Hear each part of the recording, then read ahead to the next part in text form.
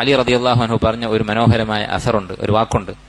അദ്ദേഹം പറഞ്ഞു, ഖുമൈൽ ഇബ്നു സിയാദ് എന്ന് പറയുന്ന ഒരു താബിഇയോട് അലി ഇബ്നു അബി ത്വാലിബ് റളിയല്ലാഹു അൻഹു പറഞ്ഞതാണ്. അദ്ദേഹത്തിന് കൊടുത്ത കുറച്ച് ദീർഘമായ ഒരു ഉപദേശമുണ്ട്, അറിയപ്പെട്ടൊരു ഉപദേശമാണ്. നസീഹത്തു അലി ലി ഖുമൈൽ ഇബ്നു സിയാദ് എന്ന പേരിൽ അറിയപ്പെട്ടൊരു നസീഹത്താണ്.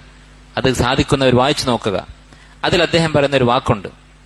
അദ്ദേഹം പറയുന്നു, അലി റളിയല്ലാഹു അൻഹു പറയുന്നു, അന്നാസു സലാസ, ജനങ്ങൾ 3 വിഭാഗമാണ്. മൊത്തം മനുഷ്യരെ നമുക്ക് 3ആയി തിരിക്കാൻ പറ്റും. ഫആലിമുൻ റബ്ബാനി, ഒന്നാമത്തെ വിഭാഗം, ഏറ്റവും അഫ്ദലായ വിഭാഗം ആലിമുൻ റബ്ബാനി, റബ്ബാനിയായ ആലിം. എന്താണ് റബ്ബാനി എന്ന് പറഞ്ഞാൽ?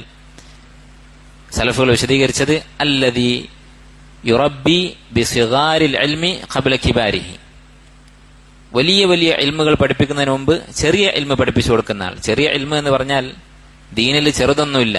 ഇന്നാ സനുൽഖി അലൈക ഖൗലൻ സഖീല, ദീൻ മുഴുവൻ വലുതാണ്.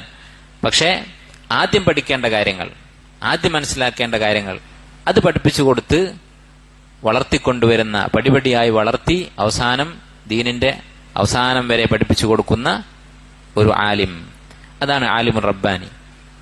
വമുതഅല്ലിമുൻ അലാ സബീലി നജാഹ്, രണ്ടാമത്തെ വിഭാഗം രക്ഷയുടെ മാർഗത്തിൽ പ്രവേശിച്ച മുതഅല്ലിം, ദീൻ പഠിക്കുന്ന വിദ്യാർത്ഥി.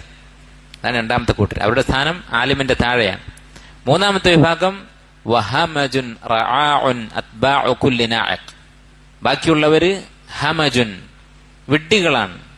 ഹമജ് എന്ന് പറഞ്ഞാൽ ആ വാക്കിന്റെ അർത്ഥം ശരിക്ക് ചെറിയ എന്തോ പ്രാണിയുടെ പേരാണ്. കൊതുക് പോലെയുള്ള ഒരു പ്രാണിയുടെ, ആടിന്റെയും കാലികളുടെയൊക്കെ ശരീരത്തിൽ വന്നിരിക്കുന്ന ഒരു പ്രാണിയാണ്. അങ്ങനെയുള്ള വെറും പ്രാണികളാണ് ബാക്കിയുള്ള ആളുകൾ. റആഉൻ, വിഡ്ഢികളാണ്. അത്ബാഉ കുല്ലി നാഇഖ്, ഒച്ചയിടുന്നവരുടെയൊക്കെ പിന്നാലെ പോകുന്ന അവരുടെ അണികളാണ്. നല്ല ശബ്ദത്തിൽ സംസാരിക്കാൻ കഴിയുന്ന, നാവുകൊണ്ട് സിഹർ കാണിക്കാൻ കഴിയുന്ന, തർക്കത്തിൽ സമർത്ഥരായ ഒരാൾ വന്നാൽ അവരുടെ പിന്നാലെ പോകും. അത്രയേ ഉള്ളൂ. അതെത്ര ഭൗതികമായ യോഗ്യതകളുള്ള ആളായാലും, എത്ര കച്ചവടത്തിൽ ബുദ്ധിയുള്ള ആളായാലും, ആലിമല്ല, മുതഅല്ലിമല്ല എങ്കിൽ പിന്നെ അവൻ ഹമജുൻ റആഉൻ അത്ബാഉ കുല്ലി നാഇഖ് യമീലൂന മഅ കുല്ലി റീഹ്, അടിക്കുന്ന കാറ്റിനൊക്കെ അനുസരിച്ച് അവർ ചാഞ്ഞുകൊണ്ടിരിക്കും. ഒരാൾ അങ്ങോട്ട് വിളിച്ച് അങ്ങോട്ട് പോകും, ഇങ്ങോട്ട് വിളിച്ച് ഇങ്ങോട്ട് വരും. അപ്പൊ ഈ ഒരു പരിതാപകരമായ അവസ്ഥ ഇല്ലാതാകണമെങ്കിൽ നമുക്ക് ഒരേ ഒരു മാർഗമേ ഉള്ളൂ, ശർഈയായ ഇൽമു പഠിക്കുക. അതിന് പ്രായം തടസ്സമല്ല, നമ്മുടെ ബുദ്ധി തടസ്സമല്ല. ഉലമാക്കൾ പറയുന്നത് ത്വലബുൽ ഇൽമിന് ഒരൊറ്റ തടസ്സമേ ഉള്ളൂ, ഭ്രാന്ത്. ഭ്രാന്ത് ഉണ്ടെങ്കിൽ ത്വലബുൽ ഇൽമു സാധിക്കില്ല.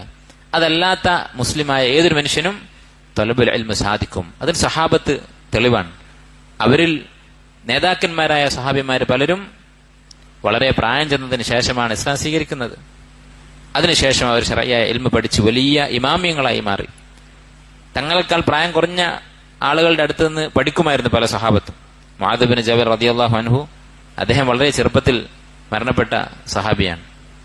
അദ്ദേഹത്തിന്റെ അടുക്കൽ വന്ന് പഠിക്കുമായിരുന്നു ഹക്കീം ഇബ്നു ഹിസാം റളിയല്ലാഹു അൻഹു എന്ന വലിയ ഖുറൈശി പ്രമാണി. അദ്ദേഹവും മുആദ് ബിൻ ജബലും തമ്മിൽ 50 വയസ്സിന്റെ വ്യത്യാസം ഉണ്ടായിരുന്നു. അപ്പൊ ആളുകൾ ചോദിക്കുമായിരുന്നു അദ്ദേഹത്തോട്, ഈ ചെറുപ്പക്കാരന്റെ അടുത്തുനിന്ന്, ഈ കുട്ടിയുടെ അടുത്തുനിന്ന് പഠിക്കാൻ നിങ്ങൾക്ക് നാണമില്ലേ? അപ്പൊ ഹക്കീം ബിൻ ഹിസാം പറയുമായിരുന്നു, ഈ കിബ്റാണ് നമ്മെ നശിപ്പിച്ചത് എന്ന് അദ്ദേഹം പറയുമായിരുന്നു. അപ്പൊ ത്വലബുൽ ഇൽമ്, ദീനിന്റെ ഇൽമ് പഠിക്കാൻ കിട്ടുന്ന അവസരങ്ങൾ ഉപയോഗപ്പെടുത്തുക.